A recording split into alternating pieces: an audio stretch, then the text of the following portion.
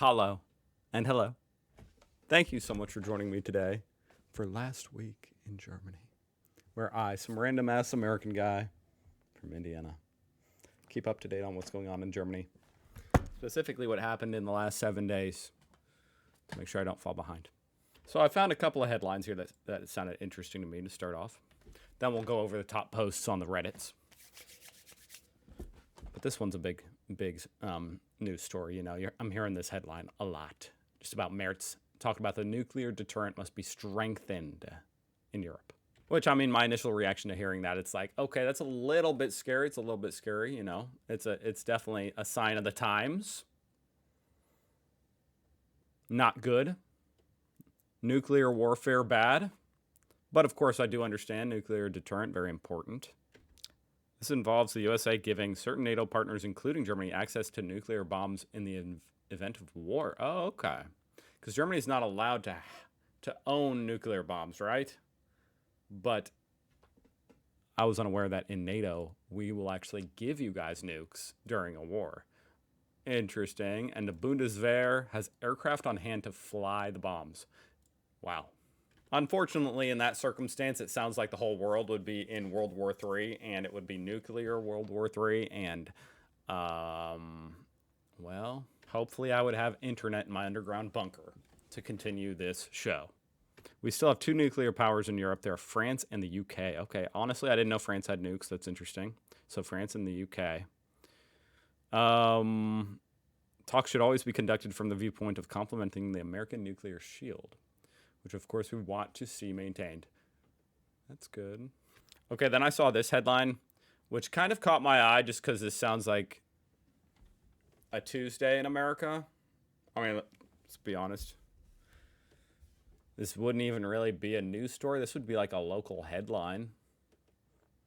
German police fatally shoot suspect after knife attack. I mean, I kind of hope so. maybe that's a bad thing to say. I guess, you know, you should try to stop them in other ways, I guess. Well, I don't know. If he's in the middle of a knife attack, then I don't think you have much of a choice. Anyway, my heart goes out to anybody. I don't know the details of this. If anybody was injured or killed, then I'm very sorry to hear that. Hearn. Is that how you pronounce that? Oh, he attacked the police with a knife. Damn. That's stupid. He was harassing his neighbor. He was throwing objects out his window at the police cars, breaking the glass. Oh, and he ran at them with a knife when he came inside. Well, you can't do that. It is interesting. I mean, the most interesting thing to me about this story is that it is a story, like I said. Maybe this is like news in Germany. Sadly, this isn't news here in America. Although I do see that apparently just a few days ago, a man was shot by police in Dortmund. Okay. And then this news story definitely caught my eye. This is pretty horrifying. I guess this happened yesterday in Gera. I've never actually heard that town. It doesn't really sound like a German name. Gera? Gera? Well, it's 43 degrees in Gera. Oh, it looks like a very small town. Shout out Gera. Hopefully I'm saying that right. Where would that be? Saxony? Saxony? Is it Saxony? I'm just proud of myself for even maybe being right. Anyway, yeah, it's a terrible story. 46-year-old woman suffered life-threatening injuries after a man poured flammable liquid on her and set her on fire. This actually happened here in America as well. This was a big story. Well, it was also a big story because it was an illegal immigrant here in America that randomly threw, no, I don't know, some kind of flammable liquid on a woman sitting in the subway and just lit her on fire. And yeah, there was video of it and stuff. It's horrible. It was terrible. And she died. I guess the suspect turned himself into the police. I mean, what is happening in the world? Thuringia. Damn it. I was close. I'm just glad this person survived. 46-year-old husband of the critically injured woman surrendered at the... Oh, it was her husband? I'm kind of surprised it was this. I guess this is saying it was her husband, which is only surprising because like the headline made it seem like a random person. It was her husband. Other passengers in the tram pressed the emergency stop button after they attacked something the suspect exploited to make his escape. Jesus Christ. In other news, unvaccinated child acquires immunity against the measles naturally by dying from the measles. I remember the first time I read a article, saw a headline from this. I didn't know this was like satire, and I was very confused. So is there any kind of a measles outbreak in Germany? Because there actually is a measles outbreak, a small measles outbreak here in America. Is there one in Germany as well? What the hell is going on, guys? What is going on? Europe grapples with the highest number of measles cases in 25 years. What is going on? Also, why does my phone keep ringing? Oh my God. I don't have this many friends. 127,000 cases of measles?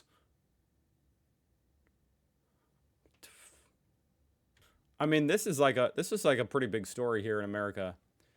And there were just 300 cases. You know, which is a lot. I mean, that's a lot for here. What is the dealio with 127,000 cases? I guess that's in all of 2024, but still. What the hell? And what region? The European region? Holy crap. My guess is they're all in like a small area, maybe? There were 107,000 measles deaths in 2023. Oh my God. Fallen low. Former reality TV star now makes infomercials for cars. I didn't know that like being a reality TV star was considered high to begin with. No offense to reality TV stars. I mean, it's pretty cool. I'd like to be a reality TV star. I think they're a step above YouTuber. But still. No, I'm just kidding. But what's so bad about making a commercial for a car? Why are they putting this guy on blast? He's making a commercial for a car. That's pretty good. I mean, they're acting like we're talking about Gorbachev making a commercial for Pizza Hut. Oh.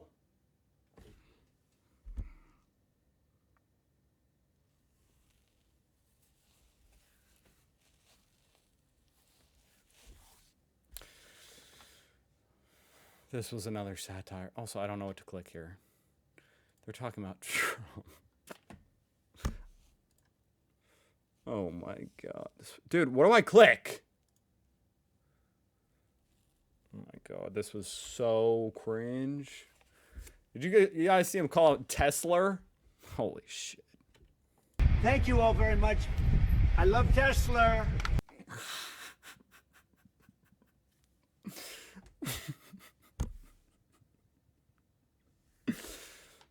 One of my favorite clips of all time. I love Tesla. Anyways, as someone who is short selling Tesla, I love this. This is the most obvious sign of desperation I've personally ever seen in my entire life from any company ever. You guys have Burger King? Why? It's not even good here in America. What made you guys import it to Germany? I compared the price at my local Burger King. Actually, okay, let me say it. The chicken fries are good. Or they were good. I don't know if they still sell that. Anything else good? The Shake 'em Up fries in the 90s, those were fire. Anyway, let's see. 2018, €7. That already sounds high. I'm not even going to lie. €7 for a fast food burger? Just the burger? Is that the meal or just the burger? Just the burger. Then $7.19 again in 2019. Still 7.19. Okay, that's good. All of a sudden, 8.29 for the Whopper. I wasn't buying it at 7.19, but damn it. Where's the Whopper? Where's the Whopper? Whopper Jr. Double Whopper. I guess we have to do a double Whopper. 8.89 and then 9.09. Am I crazy or did it go down? It was 9.09 and now it's 8.89. This person says a cheeseburger has increased by 126. Oh, okay, yeah, like the most basic cheeseburger.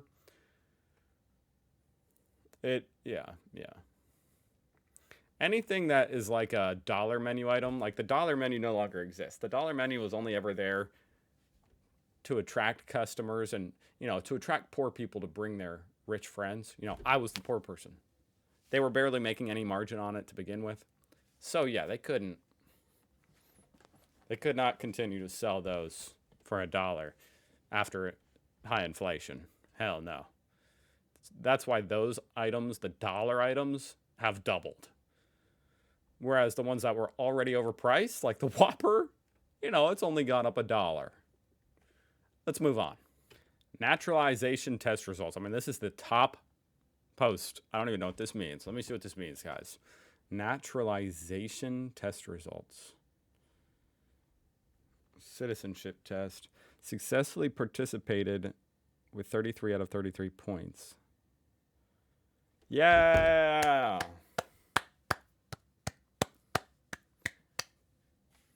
I think that means he won.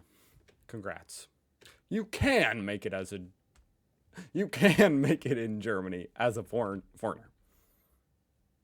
Can you? Okay, so in this wall of text, he basically says, most important factor for foreigners trying to make it in Germany, learn German, which is extremely obvious to me. I wouldn't even have the nerve to go to Germany and try to get a job without knowing German, unless it was maybe to teach English. But even then, I'd be like, well, you still need to know German so that you can tell them what the English word is. Maybe I could go to Germany and make it as an American football player. That's it. But yeah, you got to learn the language, he says. And he says, you got to take the opportunities that you're given just to get some experience. That makes sense. And he ends it out with saying he came to Germany 10 years ago from a developing country, got a job at a small company, and now he works at one of the biggest customer electronics companies in the world. That's pretty dope. He says it wasn't easy and it never will be perfect. That reminds me of this thing. I forget who said it, but it's like life is not easy. It's either going to be hard because you do the hard work, or it's going to be hard because you don't do the hard work. You can choose either one of the paths. And it's a lot more fun to go down the first path. I think that's about it for this week in Germany, guys. Last week in Germany, I should say. What a week it was. I look forward to this week. Thank you so much for joining me. I'll see you guys tomorrow.